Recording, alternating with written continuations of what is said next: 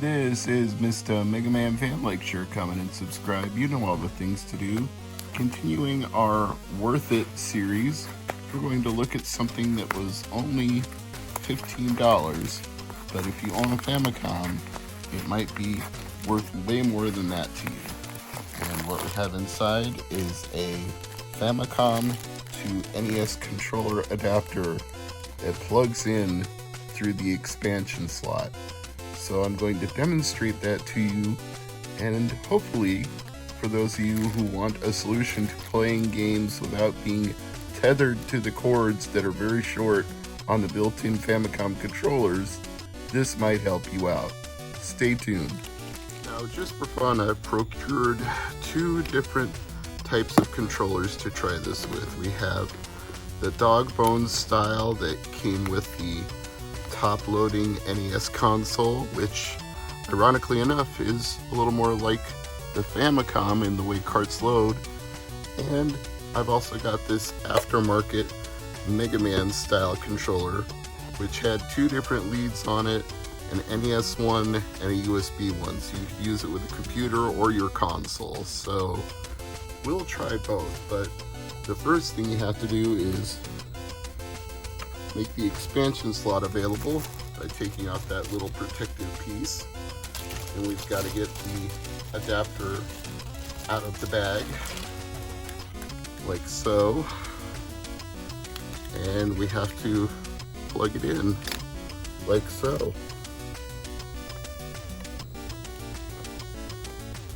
Slides in there nice and smoothly. And of course we've got two ports because that way you could have player 1 and player 2 if you so desired, but we only need player 1 for this experiment. So hopefully either one will function as player 1 when the controller is plugged into it. Just one way to find out, right? Okay, so that takes care of that. We've got a much longer cord now, and all that remains is to turn on the power and see if we are in control. Color's a little dull though, so I need to turn it up a little bit. It's working. Let me turn off this light. Now there shouldn't be so much glare off the screen. Let's start with Bubble Man. So, sorry about the moire pattern, it is what it is, but we're just going to try to make the best of it and get through this opening stage, at least to the point I'm satisfied with the test. And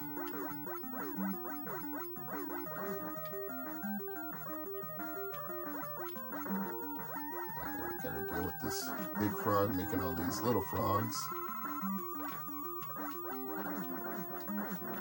Sometimes it's better to not kill off all the little frogs because then they immediately come back.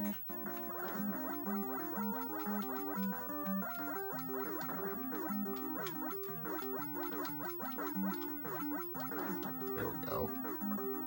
One more and we're through.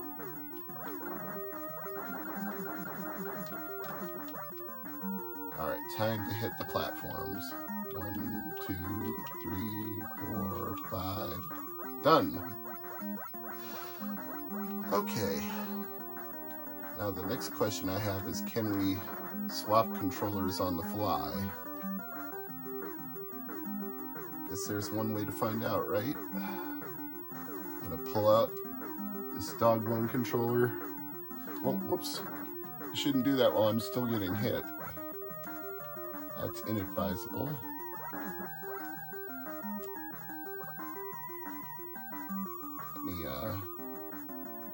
Drop down here, pop this controller out, pop in the aftermarket one, and see if I'm still running things.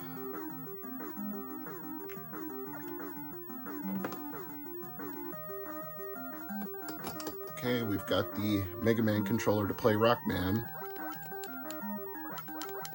and it's still working. Boy, I'd forgotten how mushy these start and select buttons were on this controller, but it's okay. D-pad's a little stiffer than the dog bone, but that's okay as well. And it might actually be slightly beneficial if it's a little stiffer. You can't just jump willy-nilly and not expect to get hit, because you will get hit.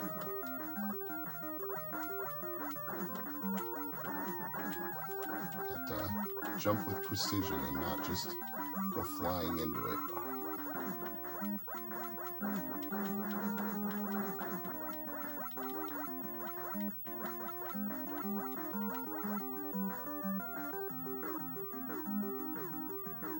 And we're out. Now we have to deal with the crabs dropping down. Airborne crab assault. Beware the deadly airborne crabs.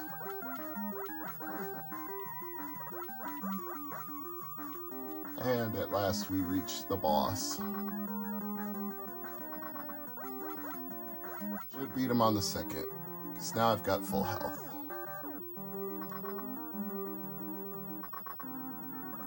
It is so nice to have a longer cord and not just be tethered to the Famicom itself.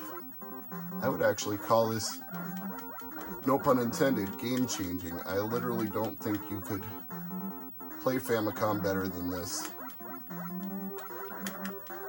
Can't imagine why anybody would want to, as a matter of fact.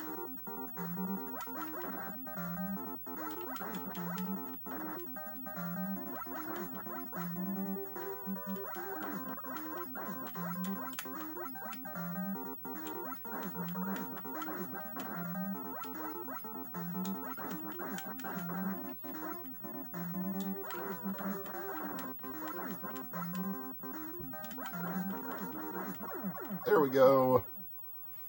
That's why I always start with Bubble Man. I know it's not the recommended order on places like mmhp.net, but I feel like it works the best that way, because you can beat him without any power-ups whatsoever if you just get the pattern down.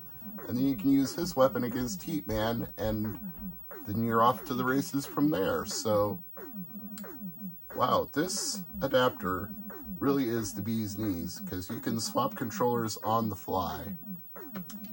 Now I'm going to do the really absurd test. I'm going to get an aftermarket wireless NES controller that I've been charging, and we're going to see if that works. So let me unplug this one, get the adapter. I'll show you once I plug it in. I won't just tell you, I'll show you.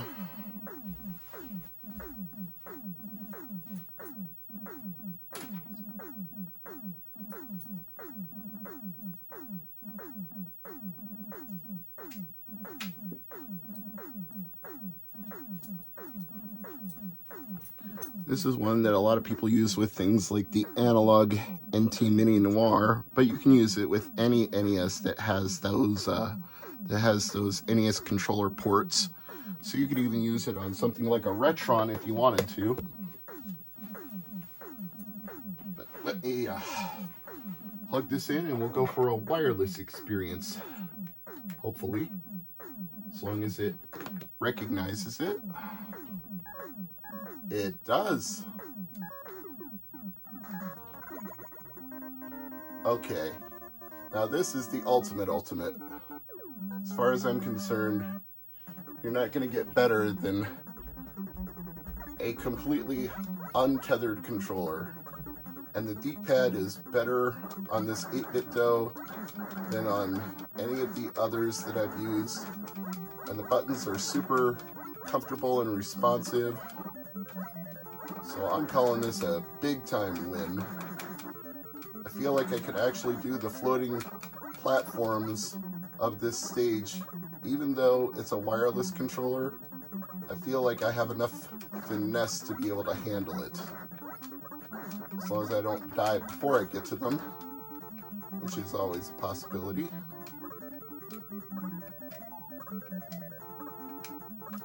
Yeah, but to the hopper, and you just don't stop her.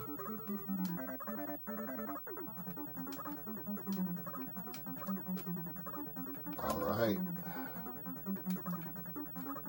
Now there's a trick, at least in the NES version, where you can make that thing disappear.